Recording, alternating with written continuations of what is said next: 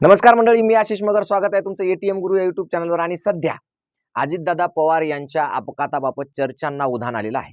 त्यातच काल सीआयडीचा अहवाल आला आणि अहवाल म्हणजे धक्कादायक होता. का धक्कादायक होता? तर इमान झाडाला धडकलंय म्हणा. आता इमान झाडाला धडकलंय ते अजितदादा पवारांचं की सरकारचं किंवा सत्ताधाऱ्यांचं इमान धडकलंय हे आपल्याला आता कळायला वेळ लागेल.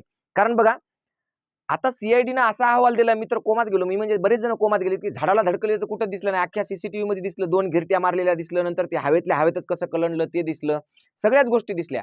आणि त्याच्यामधून त्या अहवालामधून आणखीन एक गोष्ट सांगितली गेली की बाबा व्हिजिबिलिटी कमी होती, म्हणजे दृश्यमानता कमी होती म्हणून दिसणं गेलं. ते तर रोहित पवार आधीपासूनच ओरडू सांगायला की एवढी दृश्यमानता कमी असताना कसं काय विमानाला उडायला म्हणजे परमिशन दिली, कसं काय लँडिंगला परमिशन दिली, ती गोष्ट सगळ्या सोडून द्या. पण महत्वाचा मुद्दा आहे, आपण लहानपणापासून सीआयडी नावाची सिरियल पाहतो. त्या सीआयडी नावाच्या सिरियलमध्ये इन्स्पेक्टर प्रद्युम्न असते, त्याच्यासोबत एक अभिजित असते आणि एक दरवाजा तोड फेमस असलेला दया असते. असे 3-4 जण असतात. तसं सध्या सरकारमध्ये सुद्धा एक इन्स्पेक्टर आहे.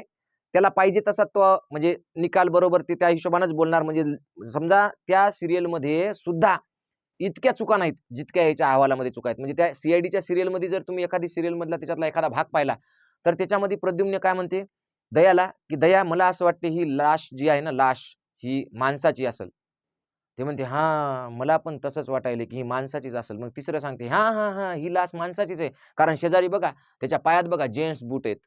अरे गध्यानो, ते माणूस मेलेले दिसायला तुम्ही माणसाची म्हणायले का बाईची ओळख होईना त्या बुटावरून ओळखायले. म्हणजे इतका इतका चिचोरेपणा त्या सिरियलपेक्षाही जास्त चिचोरेपणा या अपघाताच्या अहवालामध्ये झालाय. कारण झाडाला धडकलंय म्हणे विमान.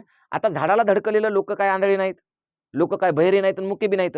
तुम्ही चुकीचं बोलले की ते ऐकणार पण येतं, चुकीचं दाखवलं तर पाहणार पण येतं, तुमच्या चुकीच्या गोष्टीवर बोलणार पण येतं. मग आता सिंपल गोष्ट आहे की सरळ सरळ विमान 2 घिरट्या घालताना दिसतंय सीसीटीव्ही मध्ये. कुठेही कोणत्याही झाडाला ते धडकलेलं नाही. धडकलेलं नसताना झाडाला धडकलंय असं म्हणले. बरं, याच्यामध्ये आणखी महत्वाची गोष्ट काय, तर पहिल्यांदा म्हणले ब्लॅक बॉक्स खराब झाला. मग पुन्हा लोक म्हणले ब्लॅक बॉक्स खराब होऊ शकत नाही. रोहित पवारांनी एक पत्रकार परिषद घेतली, त्याच्यात सांगितलं की त्याला जळण्यासाठी किती अंश सेल्सिअस लागतं, ते किती मिनिटं जळावं लागतं. मग मग पुन्हा लगेच स्टेटमेंट चेंज, ब्लॅक बॉक्स जळाला नाही म्हणले, आता ब्लॅक बॉक्स ओके. ओके म्हणजे बघा की एखाद्या माणसानं पत्रकार परिषद घ्यायची किंवा हे जळू शकत नाही म्हणायचं, मग म्हणायचं जळला नाही. म्हणजे हातातली घड्याळ जळत नाही, कागद जळत नाही, मात्र तुमचा ब्लॅक बॉक्स जळते. ब्लॅक बॉक्स आधीच त्याचा ब्लॅक करून कोळसा करून ठेवलेला होता का मग त्याच्यामध्ये? म्हणजे असे अनेक प्रश्न आहेत. सगळ्यात महत्त्वाची गोष्ट म्हणजे रोहित पवार एक एक प्रश्न उचलत आहेत आणि रोहित पवारांना लोक आता ट्रोल करते. म्हणजे ट्रोल कोण करायले? तर सगळे बीजेपीचे लोक, सगळे बीजेपीचे पेजेस, सगळे रोहित पवारला ट्रोल करायत. म्हणजे ते रोहित पवार जे आहे ते मड्याच्या टाळूवरचं लोणी खायचा प्रयत्न करत आहे, त्याला राजकारण करायचं. बरं ठीक आहे, समजून घेऊ आपण, रोहित पवार नीच आहे, नालायक माणूस आहे, त्याला राजकारण करायचं समजून घेऊ. ते मड्याच्या टाळूवरचं लोणी खायचा प्रयत्न करायला, त्याच्यामुळे अजितदादा वारले ही त्याला संधी वाटायली असं बी समजू आपण. पण मूळ प्रश्न असा आहे की एका उपमुख्यमंत्र्याचा अपघात होते कसा, त्याच्यातला पायलट वेळेला बदलतो कसा, दृश्यमानता नसताना त्यांना परमिशन मिळते कशी, म्हणजे असा संशयास्पद जो मृत्यू झालाय ते मृत्यू का झाला हे जाणून घेण्याची कोणालाही गरज वाटत नाही का? आज त्यांच्या घरात घडलं, उद्या तुमच्या घरात घडल्यावर मग तुम्हाला वाटणार नाही का? म्हणजे साधा प्रश्न आहे की इथं अपघात का झाला हे विचारणं म्हणजे मड्यावरच्या टाळूचं लोणी खाणं आहे की नाही? मड्याच्या टाळूवरचं लोणी खाणं आहे. म्हणजे इतका मूर्खपणा चालू आहे महाराष्ट्रामध्ये. आणि भक्त नावाची जी जमात आहे त्या जमाने तर अक्षरशः हैदोस घातला, हैदोस. म्हणजे त्याला म्हणतो ना आपण हैदोस, तर याही अशा या भक्ताईनं हैदोस घातलाय. रोहित पवारवर इतकी टीका करता, इतक्या टीका करण्यापेक्षा तुम्ही जर एका बापाच्या अवलादी असाल तर सरकारला विचारा ना, एकदा सोक्षमोक्ष लावून टाका म्हणा, याचं काय आहे ते.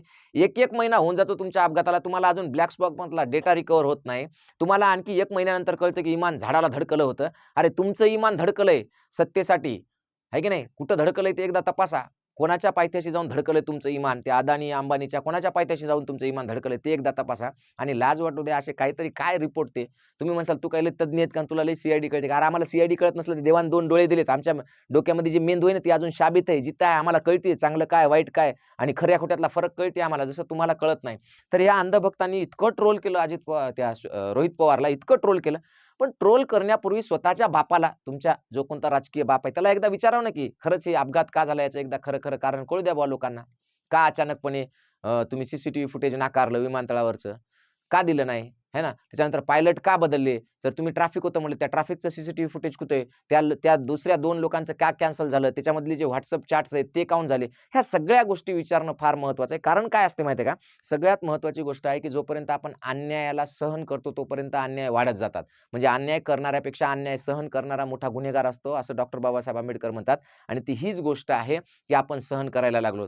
आणि हे जे हैदोस घालतात भक्त मंडळी, यांना दुसरं काम उरलं नाही. त्यांना तेवढंच काम आहे, त्यांना त्याचं पॅकेज भेटतं, पैसे भेटतात आणि त्याच्यानुसार ते काम करतात. मी तर 100% म्हणतो की रोहित पवार काय अख्खी पवार फॅमिली नीच आहे, समजा असं समजा तुम्ही, नालायक आहे. पण जे माणूस मेले त्याच्या अपघाताची चौकशी तर व्हायला पाहिजे का नाही? बरोबर आहे. म्हणजे रोहित पवारला सोडून द्या, निग्लिजिबल, त्याला तुम्ही असं समजा की तो माणूस नीच आहे, त्याला एकही मतदान टाकू नका, त्याच्याबद्दल काहीच नाही, त्याच्याबद्दल चर्चाच करू नका. पण रोहित पवारांनी जे मुद्दे उचलले, ते मुद्दे तर पहा तुम्ही कसे आहेत ते. म्हणजे अशा पद्धतीनं विमान झाडाला धडकलं म्हणा. आता हे विमान सगळं आपण पाहिलेलं आहे, की कुठं काय आहे, काय नाही. म्हणजे मी तर म्हणतो ही विमानच्या जागी इमान झाडाला धडकलंय शासनाचं, आणि ते बी अदानी अंबानीच्या खुट्याला धडकलंय असं मला वाटायलंय. कारण ती जी कंपनी आहे विमानाची, कदाचित त्याच्यामध्ये बी कोणाचे तरी नाव दुसऱ्याचं असावं, शेअर्स तिसऱ्याचे असावं, पैसा तिसऱ्यानं लावलेला असावा, असं काही असेल. कदाचित त्या कंपनीला वाचवायचं असेल. असे वेगवेगळे प्रश्न त्यातून निर्माण होतात. म्हणून माझं म्हणणं आहे, की असे अंधभक्त जे हैदोस घालतात, अशी नवीन पिढी तयार होऊ नये. म्हणून आपण सारासार विचार करावा एखाद्या घटनेचा, आणि त्या घटनेवर विचार करून व्यक्त व्हावं.